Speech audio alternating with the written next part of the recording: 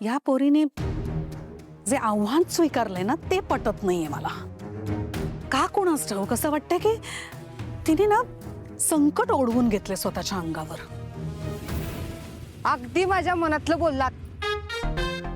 आली अगदी माझ्या मनातलं बोललात तुम्ही मॉम. मला पटलंच नाहीये. अहो सावळीला अक्कल नाही आमच्या. कोण आपल्या गुरुला असं आव्हान देतं? तुम्ही असतं तर दिलं असतं का? हा काय वहिनी, तुम्ही तर सावलीला मदत करणार होतात. काय झालं अचानक सूर कसा बदलला? काही सूरवीर बदललेला नाहीये. सावळी नणंद आहे माझी. काळजी आहे मला तिची. कशाला आपण स्वतःहून जाऊन त्या भैरवी माईच्या जाळ्यात अडकायचं तिनं? ही भैरवी माई म्हणजे निखारा आहे निखारा. कशाला जाऊन तिला हात लावायचा आणि हात भाजून घ्यायचा उगाच? वहिनी, सावली वहिनी ना साधी वडी नाहीये. तुझ्या कलेत जादू आहे, जादू. आणि तिची साधना भैरवी माईपेक्षा जास्तच आहे. तुम्ही बघा कशी जाळ अडकवते की नाही ती. हा मला काम आहे. चला, एक तर मी एकटाच, सगळा भार माझ्यावरच आहे. बबलू काही म्हणो, वास्तव काय आहे ते तुम्हाला बी माहितीये आणि मला बी माहितीये. शेवटी भैरवी माईनं शिकवलंय ना गाणं सावळीला. जे काही सुरा सावळीच्या गळ्यात आहेत ते भैरवी माईने ओतलेत. सगळ्या खाचा खुचा बरोबर भैरवी माईला माहितीयेत. त्याचाच ती वापर करणार आणि सावळीला हरवणार. हा पण या सगळ्यात नाचक्की कुणाची होणार? लोक कुणावर हसणार की बघा बघा कसं गुरुनं शिष्याला हरवलं. मेंढळ्यांची. मला तर लई वाईट वाटतंय बाई. मला ह्याचीच भीती आहे. ती भैरवी काही साधी सुधी बाई नाहीये. माझ्या घराण्याचं नाव कसं खराब करायचं हे तिला बरोबर माहितीये. ती टपलेलीच आहे मुळात. पण माझ्या घरच्यांना कोण सांगणार? तुम्ही सांगणार. तुम्ही सांगणार मॉम. मी पाहिलंय. मी दरवेळेला इथे येते ना तेव्हा मी पाहते तुमच्या शब्दाला इथं घरात किती मान येतो. तुम्ही जर का सांगितलं ना की ही जुगलबंदी नाही होणार, कुणाची बिशार आहे तुमच्या शब्दासमोर जायची? हा पण घरच्या सगळ्यांना असंच वाटतंय ना की ही पोरगी जिंकणार आणि भैरवी हरणार. त्याचं काय? मला सांगा, जुगलबंदीचं आव्हान दिलंय कुणी? कुणी? भैरवी माईनं. का दिलं असेल बरं तिनं? कारण तिची सगळी तयारी झालीये. तिला पक्क माहितीये तिनं काय करायचंय ते. पाताळ यंत्रीबाई आहे ती आणि गायकी रक्तात आहे तिच्या रक्तात. असं असं कच्च खाऊन टाकल ती सावळीला. मला सुद्धा तेच वाटतंय. आणि आता कसं झालंय माहितीये जयंती, आधीच माझ्या एका सुनेनं माझं नाक कापलंय. आता या पोरीनं तेच करायची गरज नाहीये. मग करा काहीतरी.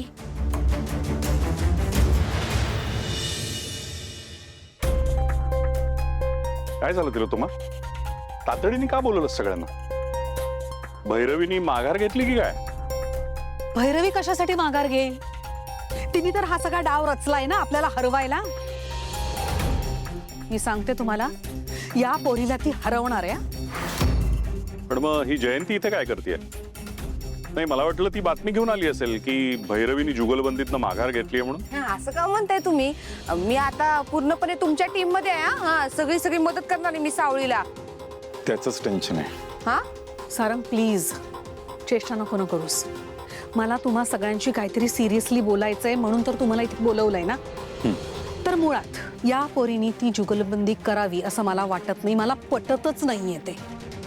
आणि हा काय कार्यक्रम नाहीये. हा ही स्पर्धा नाहीये. स्वतःला संपवणं आहे. तेव्हा मी काय सांगते ना की मी लक्ष देऊ नये का? आई नको ना काळजी करू. हे बघ सगळी तयारी झालेली आहे, आमंत्रण गेलेली आहेत आणि हा कार्यक्रम व्यवस्थित पार पडेल. तेच तर हा कार्यक्रम नाहीये. स्वतःच्या पायावर खूप मोठा धोंडा पाडून घेण्यासारखं आहे हे. ऐक, एक काम कर, अजूनही वेळ नाही गेली आहे. तू माघार घे. ही जुगलबंदी नाही करायची. पण आता ऐन वेळी कशी काय माघार घेऊ मी? हीच ती वेळ आहे. आत्ताच माघार घेऊ शकतेस. उद्या एकदा तू हरलीस ना की मग आपण काहीही करू शकणार नाही. समाजात आपलं नाक कापलं जाईल, आपल्या घराचं नाक कापलं जाईल. आधीच ताराने असं काही केलंय ज्याच्यामुळे माझी मान खाली गेली आहे. या ऐश्वर्या एक तशी. आता तू जर का हे आव्हान स्वीकारलंस तर आपल्या घराची जी उरली सुरली अब्रू आहे ना ती वेशीवर टांगल्यासारखं होईल. तिलोत्तमा, असं काही होणार नाहीये. मला पूर्ण खात्री आहे सावली जिंकणार आहे. मला कळतच नाहीये तुम्ही सगळ्यांनी डोळ्यावर पट्टी बांधून ठेवली आहेत का? हा, ही पोरगी हरणार आहे. समोर कोण आहे तुम्ही बघतच नाही आहात का? भैरवी वजे, भैरवी वजे.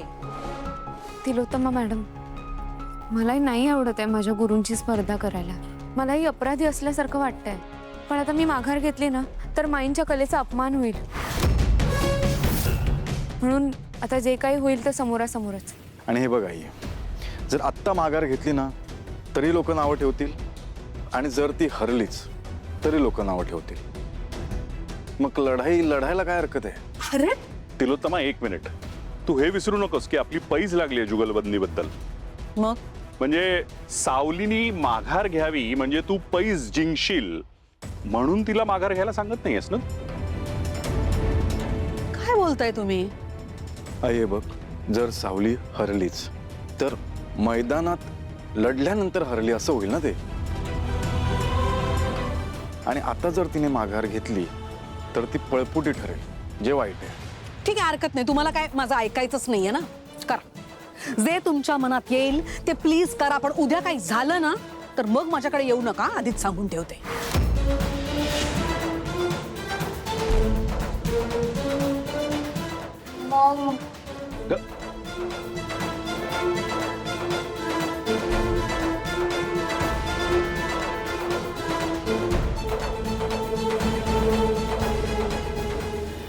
अहो, तिलोत्तमा मॅडमची इच्छा नाही आहे की मी जुगलबंदी करावी. हे किती वेळा त्यांनी त्यांच्या बोलण्यातून आणि वागण्यातून दाखवून दिलंय.